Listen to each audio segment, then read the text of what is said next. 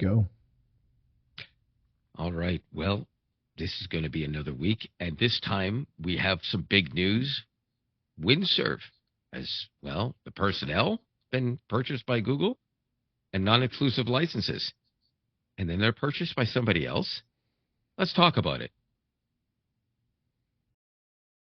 Who needs employees when you're Google? You have enough. Before we actually get into all of that and the little news briefs, and we will get to that, and amongst other things, of course, you have to make sure that you like, subscribe, leave some comments, that kind of thing, and stick around because I got a doozy of a rant, and also Robert always has his tech tip of the week, but and this one might save you some money. Oh, cool. Well, I'm looking forward to a little of that. You know what? We'll get into a little bit of news brief stuff. I was going to say the wrong one. All right, let's talk about Perplexity. Well, not talk about it. It's a news brief, but it's brief. Perplexity, what do they call it? Comet, I believe. Let me just check this out. Yeah. Perplexity's Comet is here. I am admittedly getting this off of Tech Radar, by the way. I'm going to make sure that I don't steal I'm not stealing your stuff, Tech Radar. Perplexity's Comet is here. And after using it for 48 hours, I'm convinced AI web browsers are the future of the internet.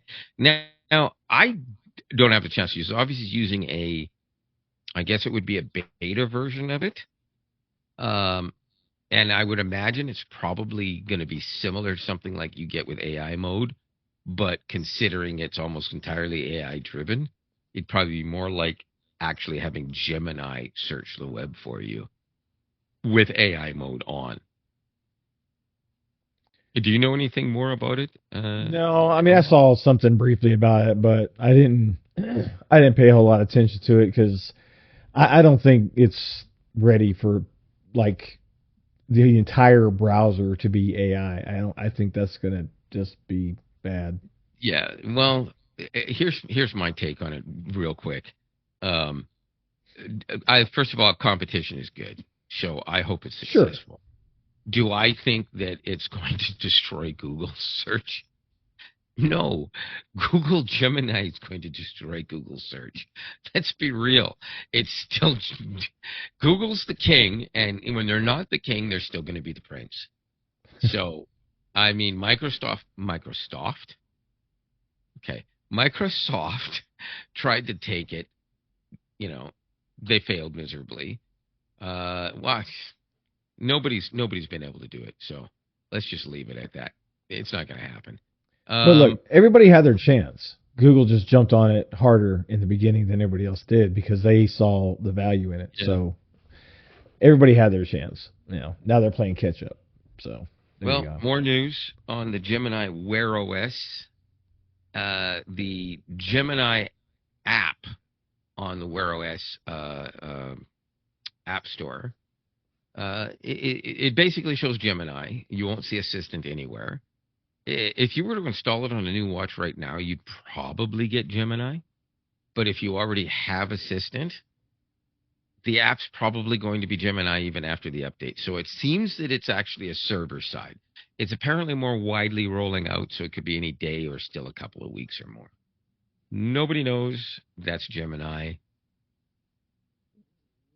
Rant, hint. Anyways, moving on a little bit further. Well, but on that, because you asked me about my watch, it's not even available on Samsung until they release the One UI 8 for the Wear OS.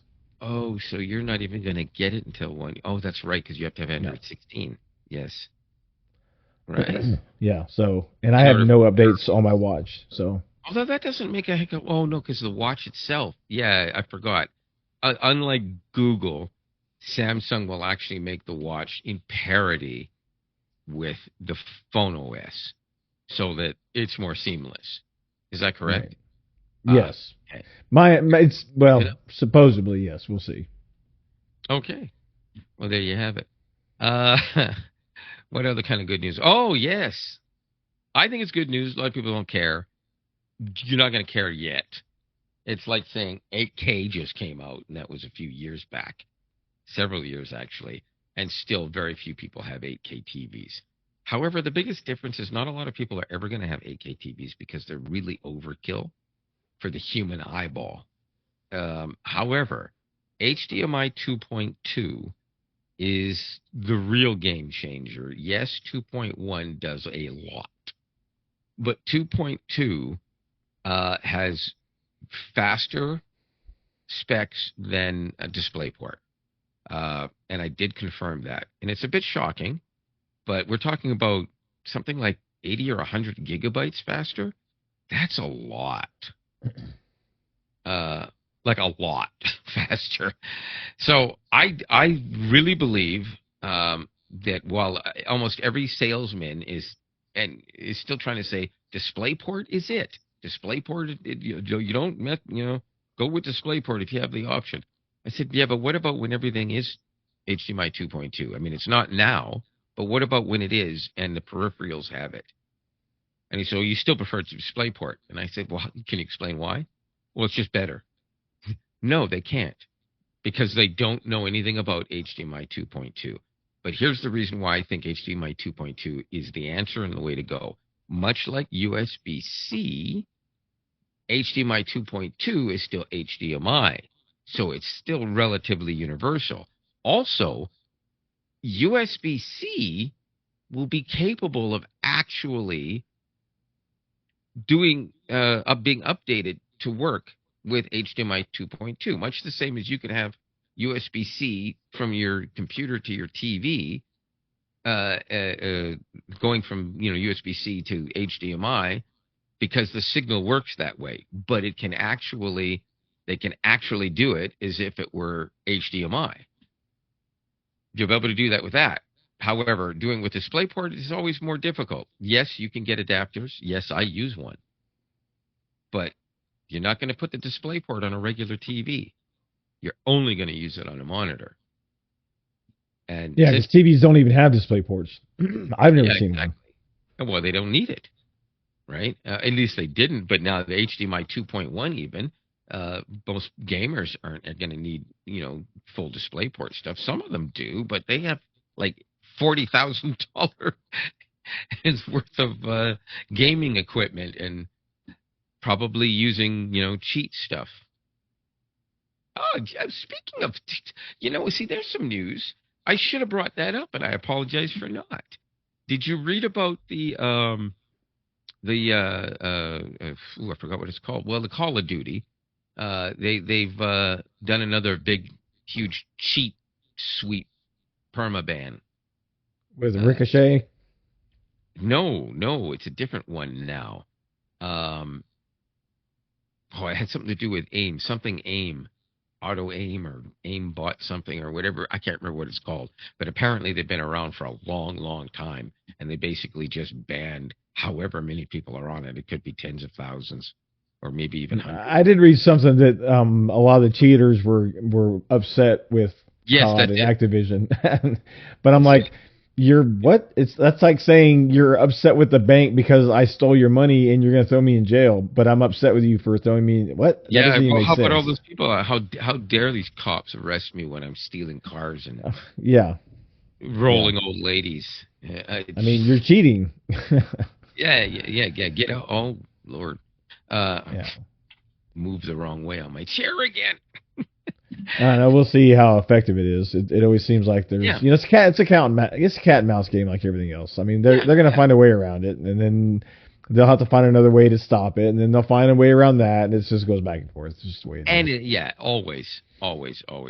There's not as much interesting news going on as I actually originally thought there was going to be. I mean, there's more things, but I think better off to just kind of get into the meat of the program. And start talking more about that stuff, because I don't want to waste my time on the little piddly news stuff. And I apologize to anyone viewing this. It's been a rough week, and I should have been a little bit more prepared.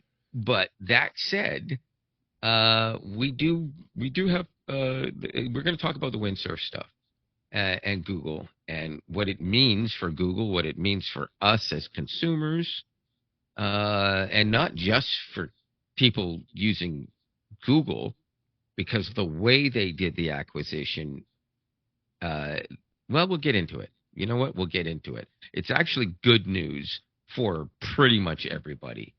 Uh, However, we do have a hot button topic. If you travel, and I know somebody right there that travels, but you don't have to take your shoes off when you go through the gates, do you? Screening, I mean. I haven't had to do that for years, anyways.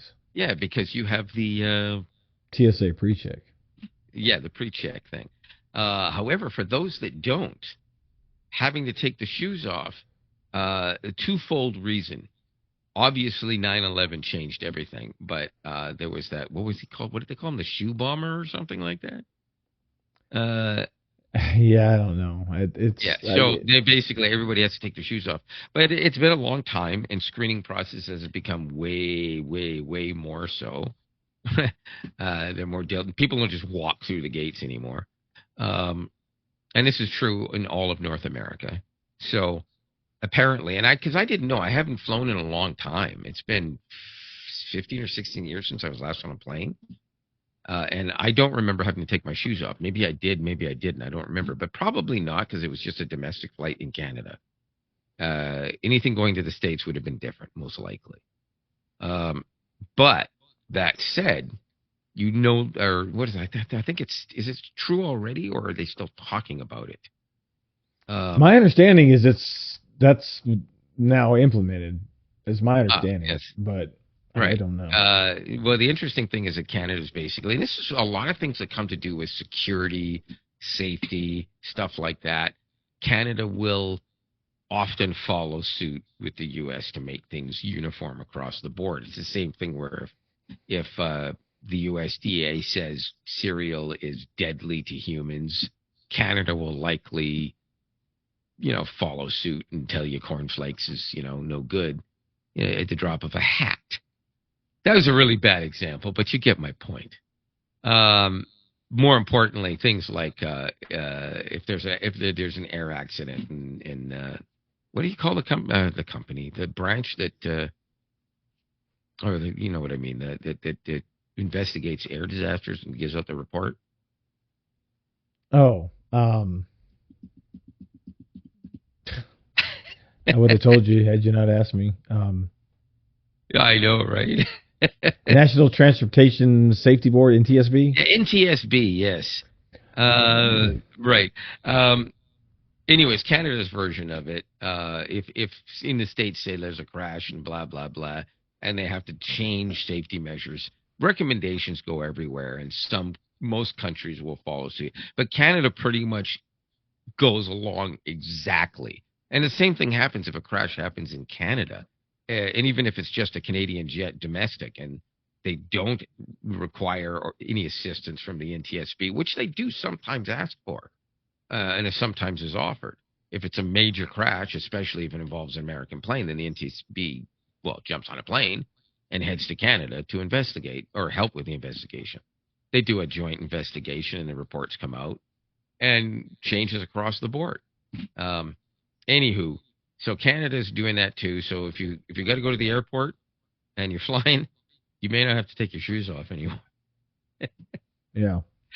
Well, and a lot of times it doesn't matter where the accident happens, because obviously there's so many Boeing aircraft, which Boeing's a U.S. company.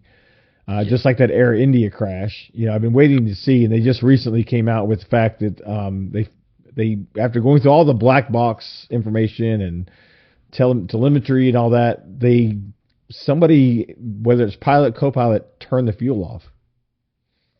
So what did I say? Yeah, it's pilot error. I didn't say it was a pilot did it. I said the fuel was cut off. I guarantee it. That's what I said. The fuel was cut off. I didn't say the pilots did it, and it's damn disappointing that it was the pilots. But at the same time, it's actually good news for Boeing. And I mean that seriously, because if that had turned out to be an accident, something that they glitched, that would have screwed them bad. That would be just another problem for Boeing. But Well, it's my that's understanding also by listening to that's also one of the safest jet airliners ever. well, it's my understanding by listening. I watched the interview. Wasn't really an interview. The guy was talking about it. Yeah. He's like a 30-year veteran, airline pilot, and he's like, yeah, this can't happen by accident. He's like, the way these are designed, they don't just like accidentally flip off. It's not like a light switch on your wall. I mean, there's definitive action you have to take to do it. So why? Obviously there's no way of knowing. Was it the oh God, I can't remember, Scandinavian pilot or the American older gentleman that what he's talking about? that you were talking about? You were talking about a YouTube. Oh, I don't know. No, it wasn't YouTube. It was on TikTok. I was watching. He had this TikTok well, it probably is video. It's probably from a YouTube video originally. It's possible. Yeah, I don't know. Yeah. But was he wearing a pilot's outfit, and was he older? Yes. Then I think I know who you're talking about. Yes, he's done several videos on it, and he was actually visibly upset when he found out it was pilot error. He's very disappointed about that. Obviously. I mean, who wouldn't be? What is wrong with this thing now? I must have accidentally. But yeah. So I mean, it's it is good for Boeing. I mean, it's terrible no matter what, but because they've always come under such high scrutiny for certain things, and it's like everything that happens to an aircraft isn't necessarily the aircraft manufacturer's fault. It's like there's so many other things. Issues. So there's wear and tear that goes beyond. There could be something that there's no way they could have known. There's been a couple of planes that have come down 20 some odd years after, and after months and months and even years of investigation, they finally release a report that finds out that a bolt snapped in half because there was a microscopic flaw that they could never have discovered in inspections on the inside of the bolt that just got bigger and bigger until it snapped. That actually happened to one plane where it broke the tail rudder. Not rudder. Well, the ones that make it go up and down. Bad day again. And that it got stuck because it couldn't move because it had cracked. But yeah, and of course that could have been a maintenance thing. The people doing the maintenance, maybe they're like, I'm tired. I want to go home, and the rear aileron is fine. I don't need to look at it. I mean, you just don't know. I mean, there's human error. Absolutely, it happens. What I'm saying though is, in that particular case, it was actually a bolt that cracked. Yeah, I know which one you're talking about. I remember the incident. Fracture that they could not have seen until it happened. Anyways, all right. Going on. I don't want to get too into that. Prime Minister Carney has indicated that tariffs will probably still be likely. Some tariffs still likely, even if a deal between the U.S. and Canada is reached. And honestly, I don't see it being any other way anyways, because there's just too many things that have gone back and forth. So, but if it can be reduced to some extent and we can, at least get basic things, across the border to each other, that might be nice. But I have a feeling that steel and aluminum is not going to be one of them. I think we're still going to be seeing tariffs on that stuff. But one thing I have noticed of the last few days or week, Trump hasn't said as much about Canada. Is that good news or is he boiling? There's no telling with him. I don't ever pretend to even come close to understanding what that man's thinking. No, not at all. I don't really have much else to say about that particular. Yeah, he's probably just sitting up there trying to figure out if it's going to be 50% or 60% or what kind of stupid number he's going to come up with now. Oh God. Yeah, no. I don't know. But let's move on. What are we still on here? Apple. Do you want to take this one? Well, so yeah, I guess, and you had put this in our show notes, about them spending money to buy rare earth, um, magnets, minerals. I should say minerals to make magnets, right? And rare earth magnets, because they want to start producing that in the U.S. and also be able to export that. But see, here's the funny thing is, and again, I'm not an economist. These numbers are way over my head. I mean, I barely balance my checkbook. But who has a checkbook? Well, it's another day. Theoretical. It's all digital. I don't have a checkbook. If we're exporting, and the company or country, I should say, that we're exporting to, I mean, the tariffs are going to affect that too. Like, that's not. I mean, I don't know. I just has tariffs against the U.S. Yes, but Trump, right? He would say, "Well, we'll take your tariffs away if you buy our rare earth minerals." But that's not going to happen. See, because this is the thing.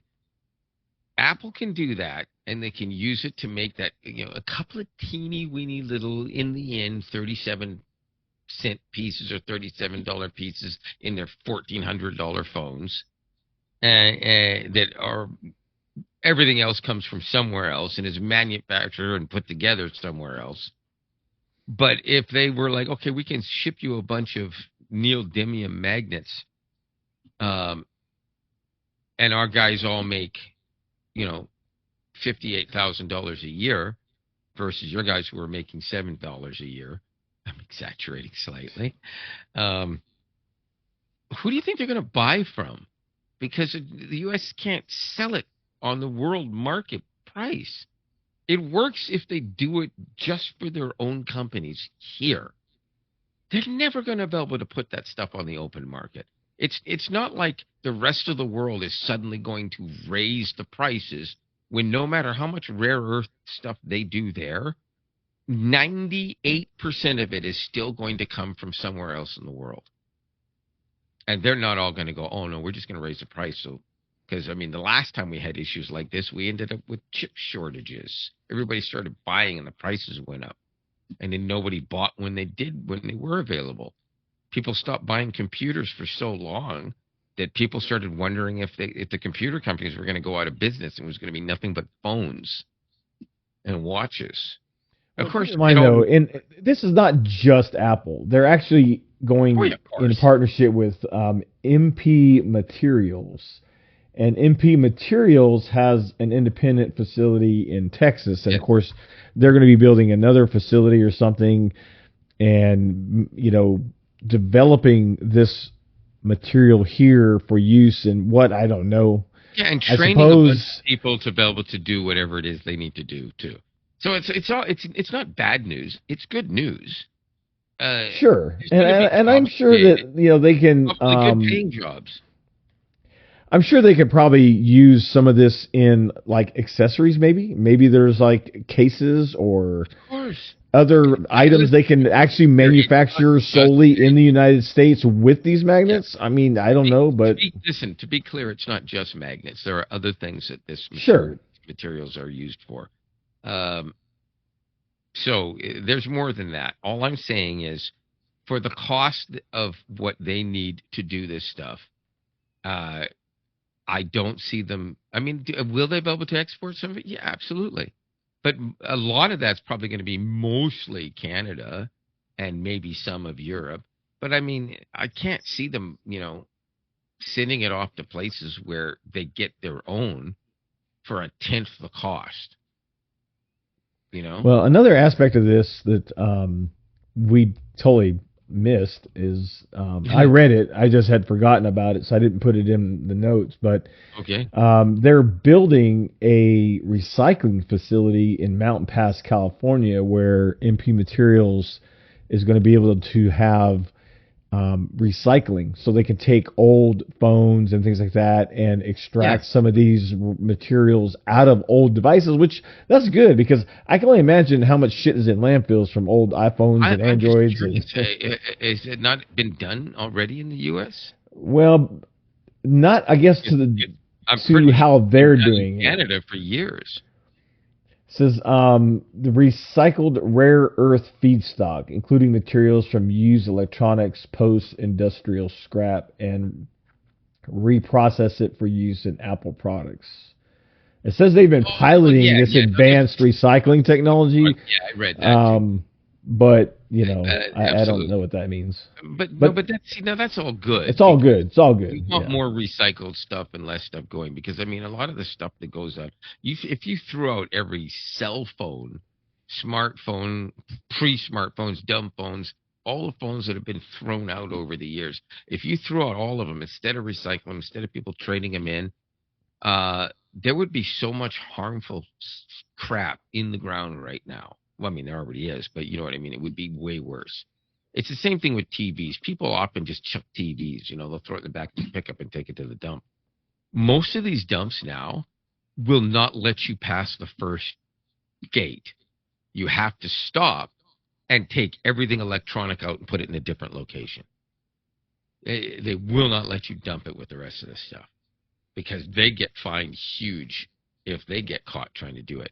But they also have to pay somebody, you know, probably only minimum wage, but they still have to pay somebody to sort through it if it's mixed with something else it's not supposed to be with. So they prefer to have the electronics separate, and then they can have an expert go out and take out the rare earth stuff out of it, the copper wire. Well, yeah, and here they definitely charge a premium too to dump it because it is a different process.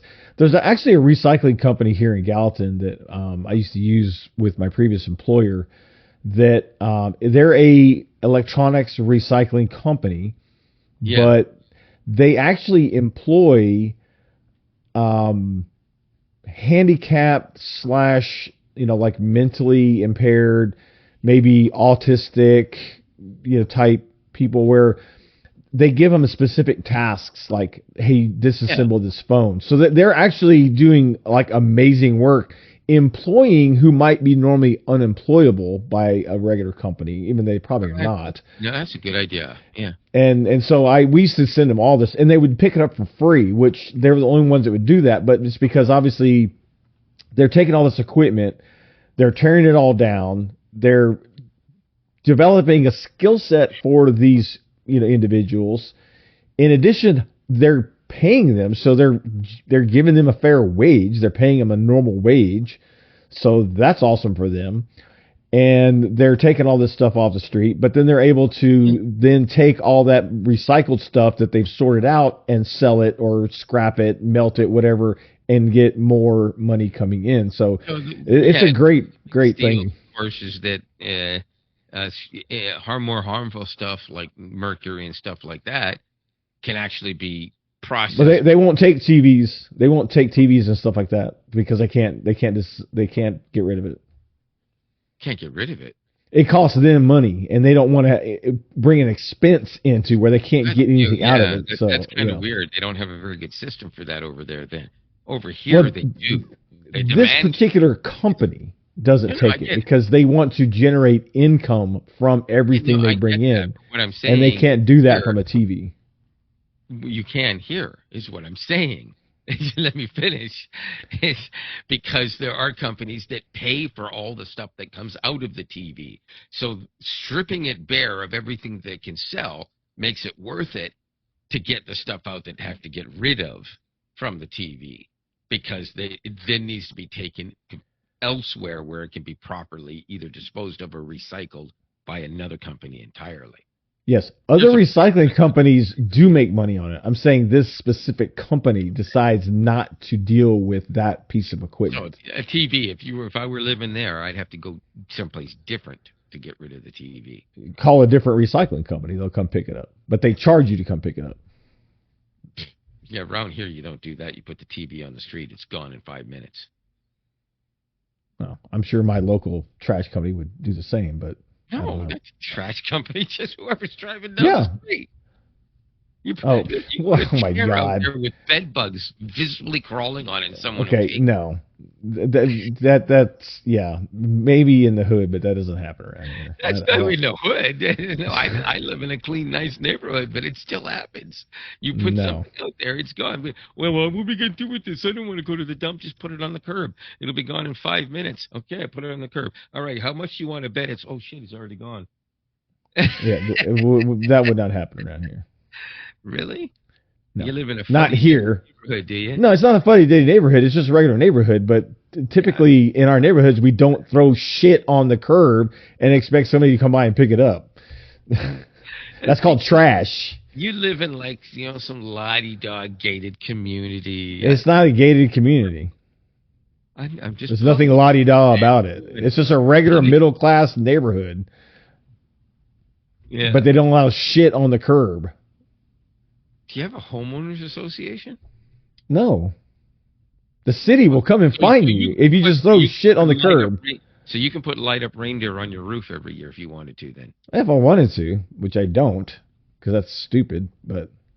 Yeah, hey, don't diss Mr. Griswold. Uh-huh. Anywho.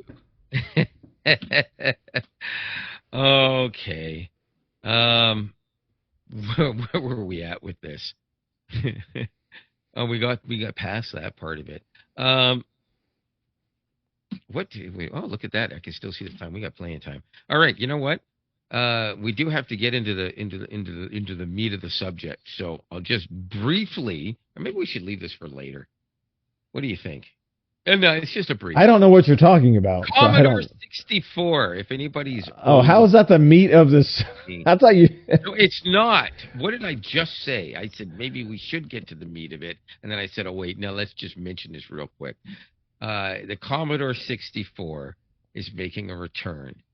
I don't have much information on that, but I just think it's kind of interesting because if somebody wants to be nostalgic and they want to use a newer version, no, this is not going to be something that's going to be like you go to this computer store and get a new Commodore 64 that's actually, I was going to say Pentium,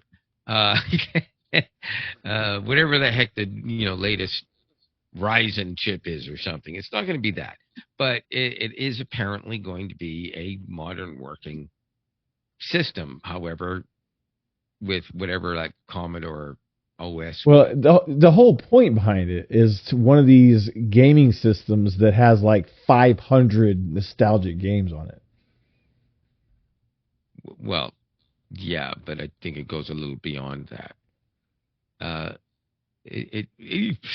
Either way, it's good for people who want to get into something like this. There's a lot of people that are going to want that thing, just like that. That God, what was it? The old Sega Genesis, not the real, but the little teeny one that came out a few years ago that had like 40 Sega Genesis original games embedded in it, and people took that thing off the shelf so fast they could not keep it on the shelves at Walmart.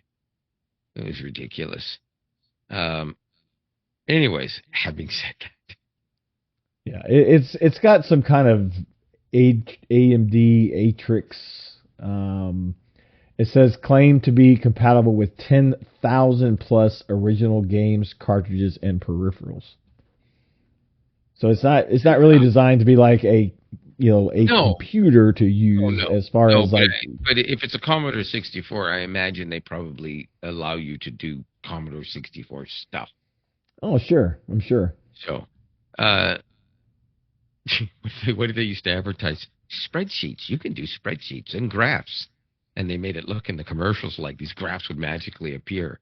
And what year was this? 1991 or something, or 89 or when was the Commodore?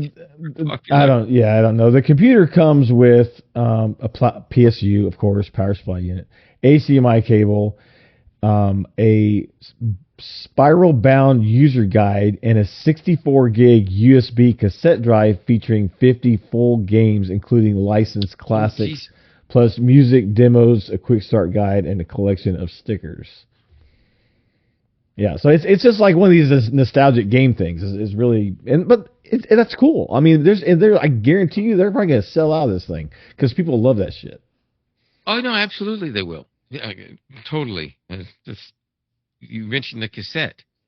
I mean, you did say USB because it's got a USB, but the whole point is, are they really doing that so you can go back to the old days of using a cassette as memory? I don't know. I For guess those it's that just don't again know, they the want to, I guess, original, keep and they some weren't the only nostalgia. ones. There were a couple of other companies at the time that had entry level family style computer things, which were usually a really thick keyboard that had the whole thing built in, and you would just plug it into a small TV. Um, for your memory, you would have an accessory, and you would put a regular cassette. Although they always sold you the one that was labeled data cassette, I guarantee you, a tape is a tape is a tape. It made no difference.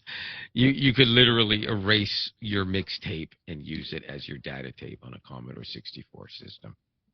Uh, Obviously, Well, that's pretty damn I'm slow. sure we'll see them all over the internet. So I can't wait to see the reviews, especially with the cassette, if it's memory. Rogers in Canada has launched Starlink satellite texting.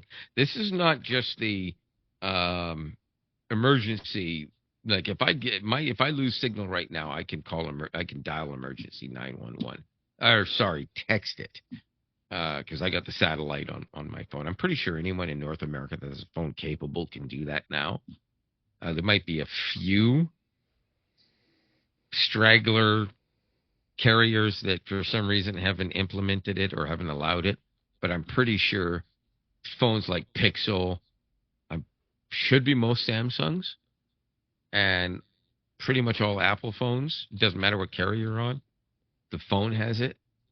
It's for 911, so they can't deny it. However, Rogers is launching their texting.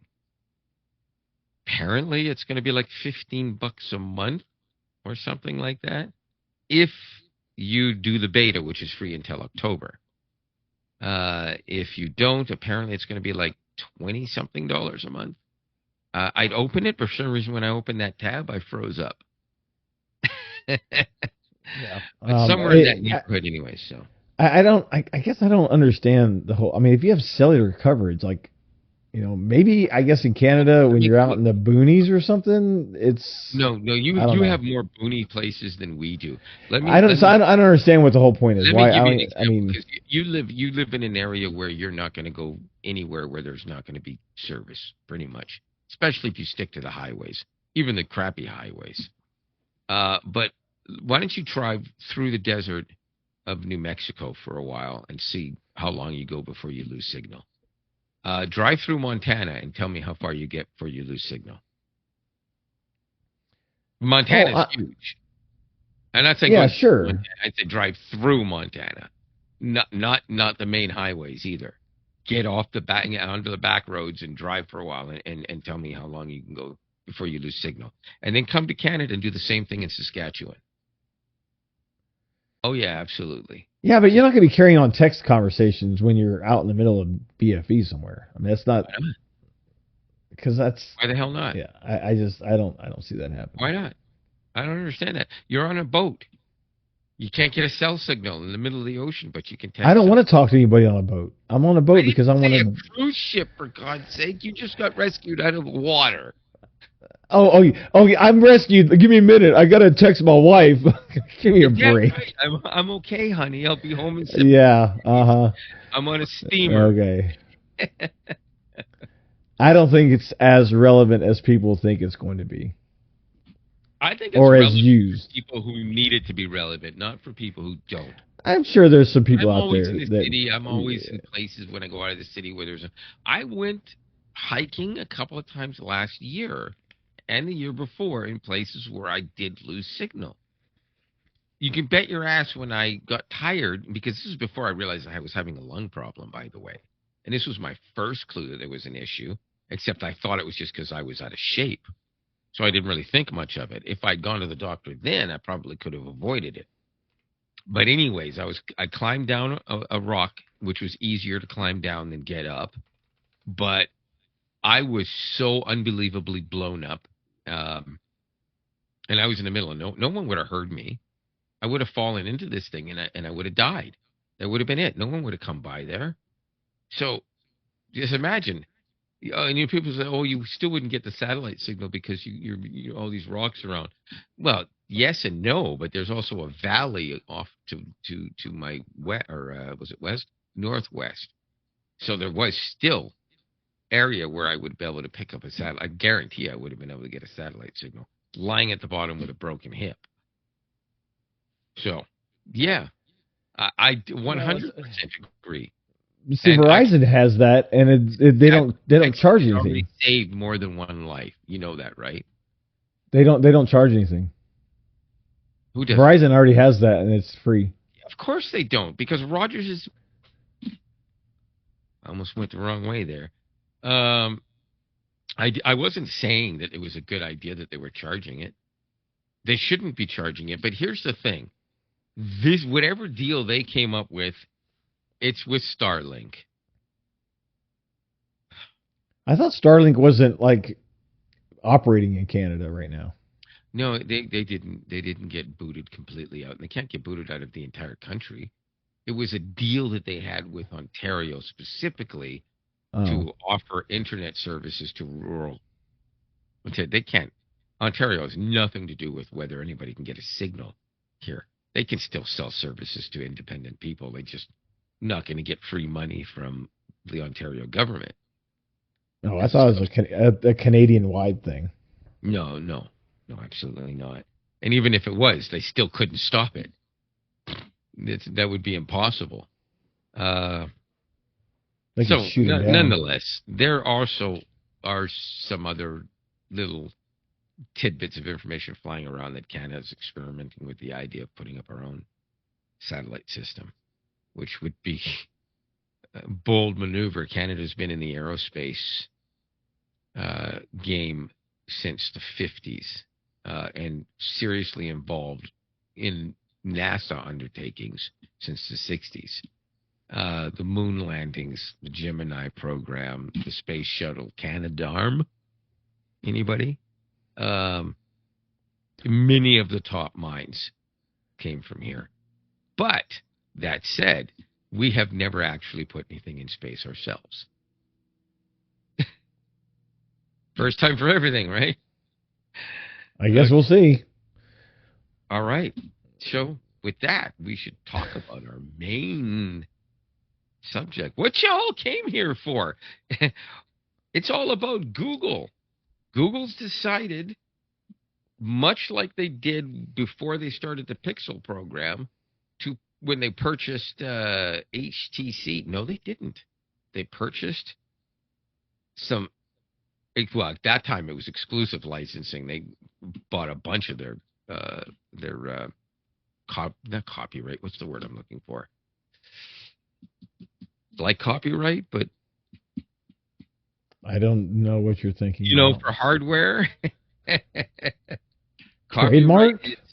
Yeah, they're trademark stuff.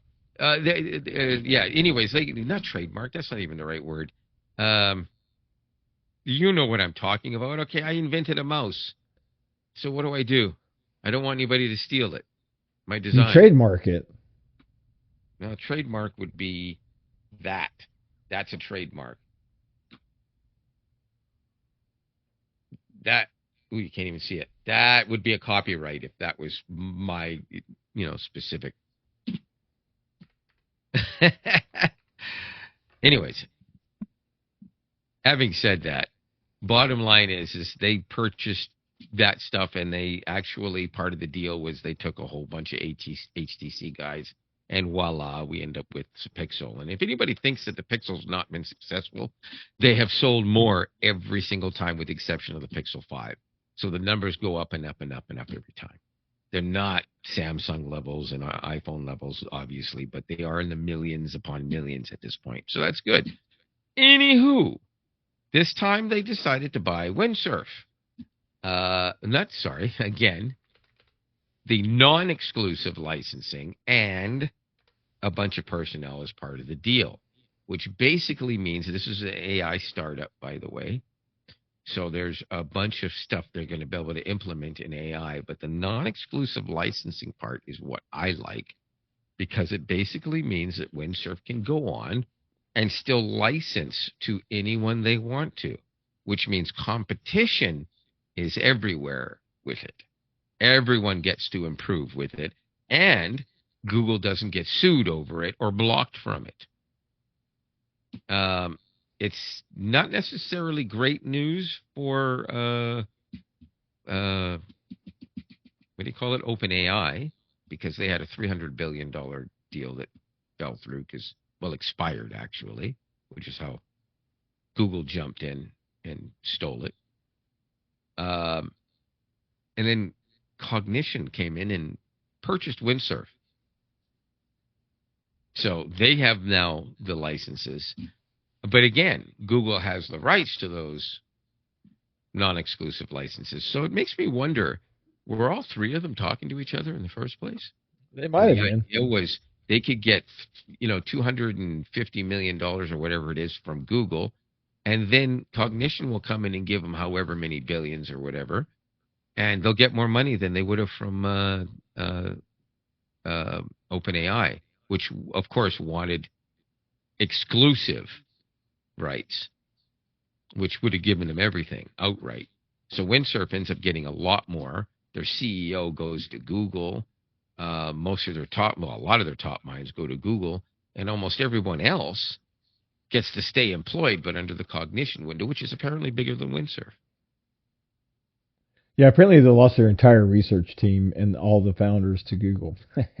Yeah, but that means they still have a lot of intelligent people there, though. Oh, I'm sure. And that still means Cognition has all the rights to, again, non-exclusive for them too now, because Google has the non-exclusive, but they can sell those rights to anyone they want, or those not rights. God, what's wrong with me? do I have to ask Gemini this question? Seriously? You're reading it right now, so tell me what it is I'm saying wrong.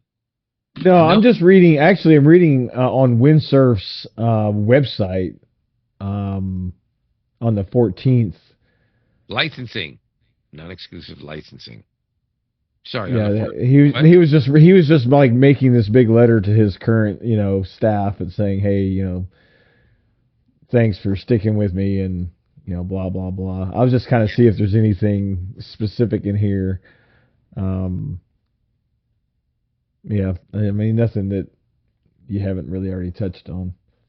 But yeah, I mean it's just like Apple, Google, all these gigantic trillion-dollar companies, when they want something, they just buy it. They just go in there and do a hostile takeover. Yeah, absolutely. Yeah. That's how it works. That's how the iPhone was invented. A lot of people say, "Oh no, Steve Jobs drew it up on a piece of paper." No, he did not. He had an idea for what he wanted to do, and when it didn't work, he said, "Try this again." Somebody else gave him an idea. Then they bought a company, and that ended up being iPhone. Nothing. Yeah. Well, I mean, he's obviously a genius mind behind it. But he's obviously a genius mind that spawned the idea, but it takes more than one man to do something like that. It takes a team of people. I mean, it absolutely does. I mean, don't get me wrong. Google, we already know how that started. A couple of guys, let's make a better search engine. It works. Yeah. Let's do some advertising. We're getting some money now. But it still didn't become what it became because they were in charge. They had the brains to walk off and keep the money while someone else ran it. And that's how it ended up becoming what it became. Because they weren't trying to... Sergey Brin never turned around and said, hey, guess what? I'm going to make a phone. No, but him and Larry Page they're genius minds as well, but they're genius in the fact that they knew they could take it to a certain point, but then they needed to have, Don't get me wrong. They were actually the geniuses that decided that buying Android was a good idea. Right. Yes. Right. So it was their idea. So Yeah, I think they had visions of hardware. They just didn't know how it was going to play out, and they knew that was probably the first yeah, step is getting something that would run that on a is device. that is interesting because I remember when those rumors were going around. They're going to make a phone. They're going to make a phone, and everybody on the message boards. There it is again, because I'm old. Everybody on the message boards was saying, "No, that'd be stupid. I don't want to know stupid Google phone." And everyone else go, "I want a Google phone. I want a Google phone." So yeah, that's why when many years later, Android is already proven to be successful around the world, and Google does that advertisement and shows the thing change into what looks like the shape of a smartphone. And people went, "Oh my God, they're finally doing it. They actually made a Google phone." Yeah, because Nexus wasn't technically a Google phone. It was Googly. And we used to use that Google term. E. I remember Googly. Yeah, and some of you Americans got lucky enough to go to big barbecues. Sorry, You could have. All you got to do is jump on a plane. You could have come down too. I mean, nobody invited me. The big nobody Android. invited me. I invited myself. I I thought you had to be invited. No, I I thought talked it to was invite somebody. only. No, I talked to people. They're like, "Hey, you should come." I'm like, "Yeah, I'm coming," and I bought a ticket and I went. Nobody invited me. I said I'll be there. That I would have went.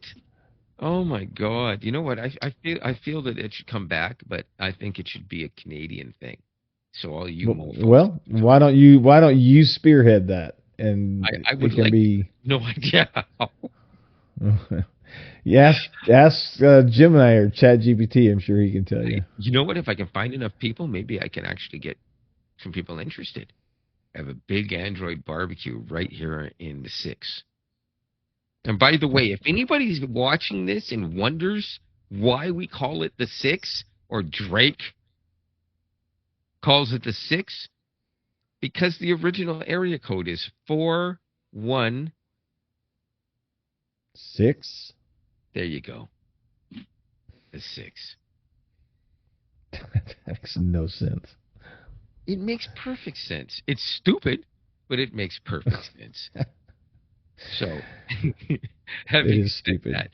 that, so we both agree, I assume, that that the whole thing with the Windsurf and Google and non-exclusive licensing, and then Cognition actually purchasing what's left of Windsurf, and having the license that they can sell. Hopefully, well, you know what? Hopefully, Cognition doesn't leave it to themselves and not license it, because they're obviously going to make a lot more money if they allow it to be, if they license it, right? Uh, Again, competition, and they make more money. Google, on the other hand, doesn't have to worry about any of that right now because they have the, non-exclusive, but they have the licensing, so they can use any and everything from it, which is pretty awesome. So I think we'll see some improvements, but not as fast as some people might hope. What they purchased now isn't something we're going to see in 3 months. This is maybe some next year, definitely some year after. I don't care what they do. They just need to get memory in Gemini and a better sounding voice because Chat Yeah. GPT blows it away. If you say that now, I have to get into a rant. So I'm going to do my rant pretty much right. Well, you know what? I'm not going to do it yet because I wasn't prepared. You can cut that part out or leave it in as a blooper. But this is what I'm going to rant about today. I was going to give you all the information about how I wanted to rant about Google Gemini, the mistakes it makes, the things it doesn't do, how ChatGPT is 1,000 times better. I've been messing around with ChatGPT, the free version, for quite some time now, and I've been mostly impressed with most of the stuff. And then finally, I'm listening to everyone else doing all of their image generation stuff, and I'm like, God, you know what? I got to try some of that. So I did one. It was like, that's not bad, but I needed to do it. I need to turn this that way. Well, it didn't do it right. Okay, let's try it again. Let's start from scratch so I doesn't keep messing it up. Well, this time it doesn't display the picture. Can't try it again. I've run out of time for the day. I have to wait till tomorrow. I do it again. Same thing happens. Next day, same thing happens. At this point, I've now not seen anything beyond the first two screw ups. So I'm like, you know what? I'm going to pay for it. So at least I have a whole bunch that I can try. Never displays a single thing. Next day, same thing. I now have to actually contact OpenAI and get my money back. It has been barely 24 hours. So when I want to say that Gemini needs to catch up to ChatGPT, I have to take that back, because ChatGPT hasn't figured out yet how to display a freaking picture. I was going to say something else, but I don't have my bleeping thing ready. So my rant this week is ChatGPT, get your shit together. And that's pretty much my rant for today. Well, that may be your rant, but ChatGPT still destroys Gemini with voice and memory. I'm not going to deny that. I'm not going to deny that at all. It's done some decent things for me, and for all the ranting I was going to do for Gemini, it made a couple of really cool pictures for me. And my intro for my disconnected thoughts is, well, that's VO3, which is not Gemini technically, but you know what I mean. It's part of the package. And I'm assuming that when Robert gets into his tech tip of the week, which should be right about now, we're going to see a new intro right about now. Yes, after I hit the right button. So, final thoughts and my tech tip. Final thoughts is, all AI has its place. They're all good at one thing, good at another, but they all screw up everything. Okay, so it's just the way it is. It's not a perfect solution. Maybe one day it will be, but right now it's just, hit and miss. I would say that it's getting closer to more hits than misses, which is fantastic. But that being said, on my tech tip, here's your money saving tech tip, is to check your subscriptions. And here's what I mean.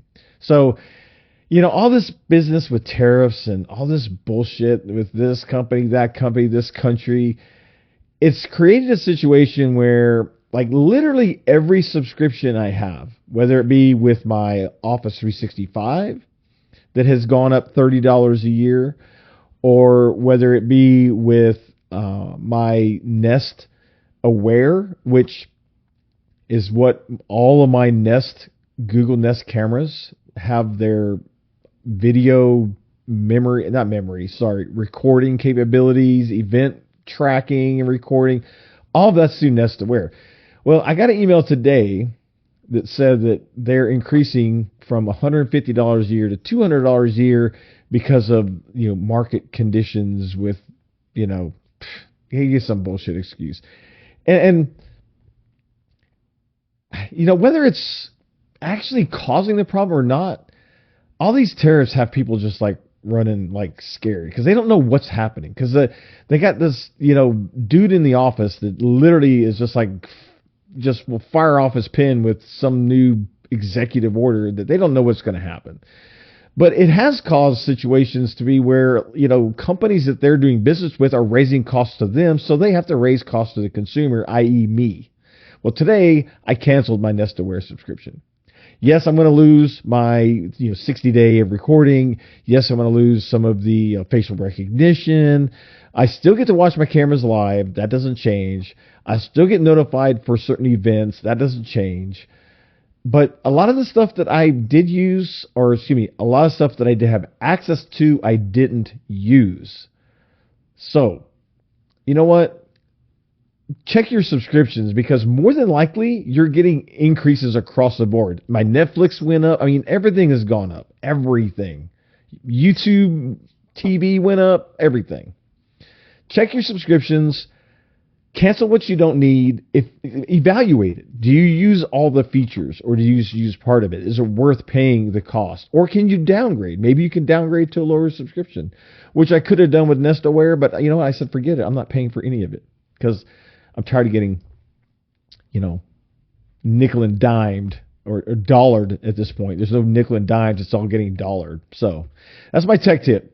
Check your subscriptions, cancel what you don't need, and save yourself some money because more than likely you're not using half of it anyways. Yeah. So there you have it. And you know what? That's a fantastic advice. And I had to cancel my Rogers Sportsnet because, ironically enough, it jumped up 33% or something like that. It's over $300 for the season now, and costs more if you pay monthly.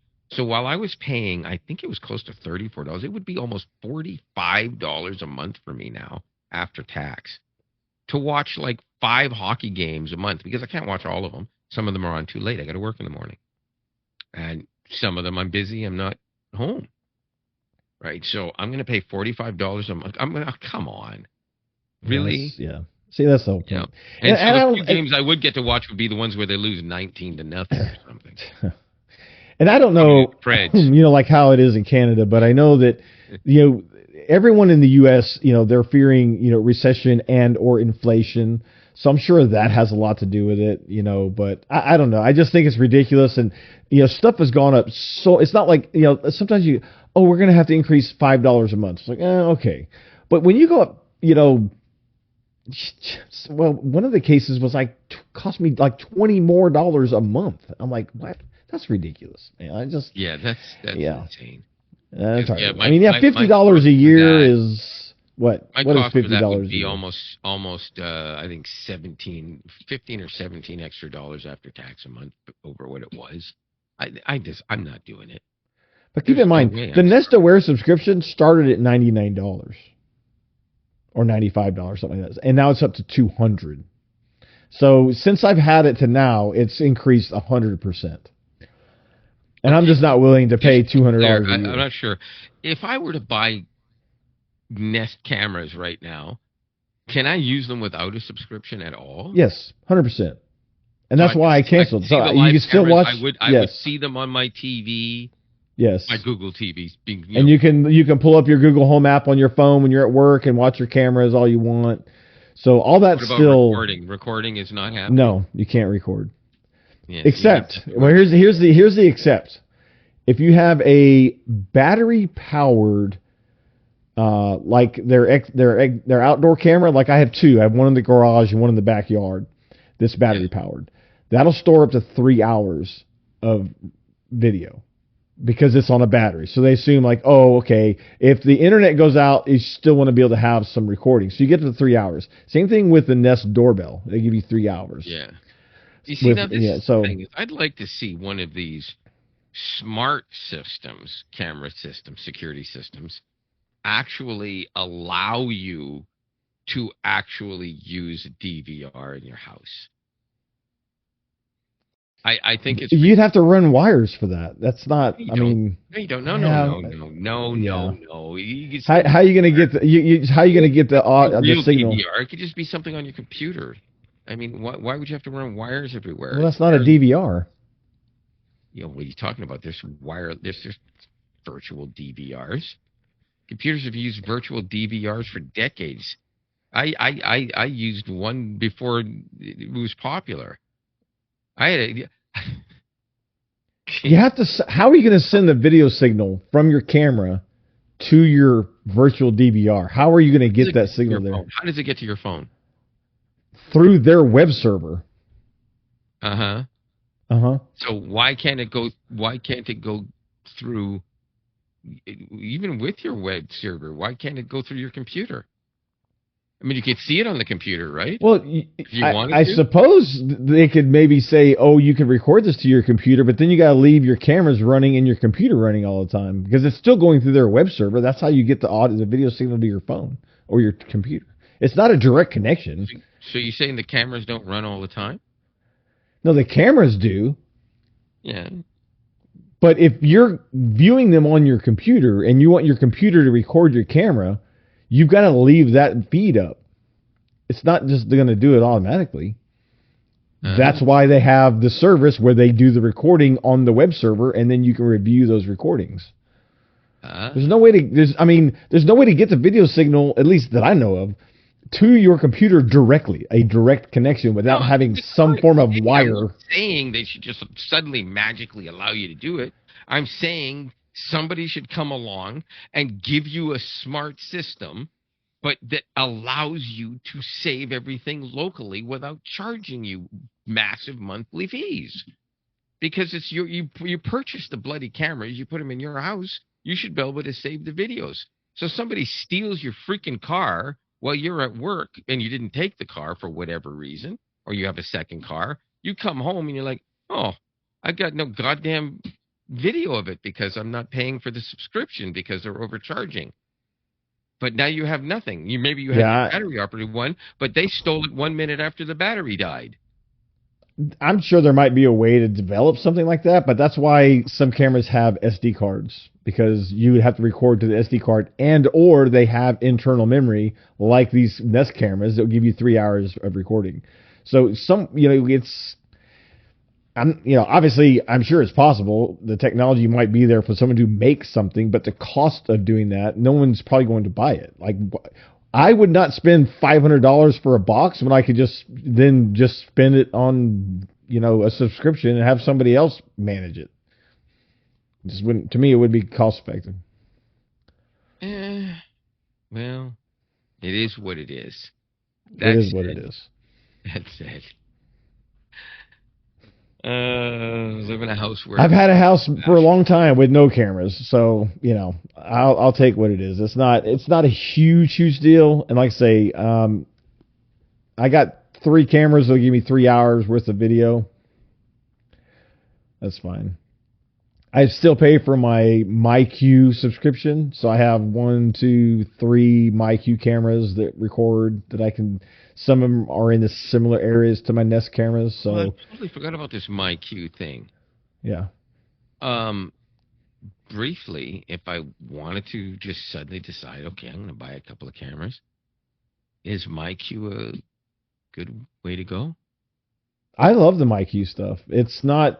It doesn't integrate with any Google Home and or Alexa Oh, or any of that. It's segregated, but they do that intentionally.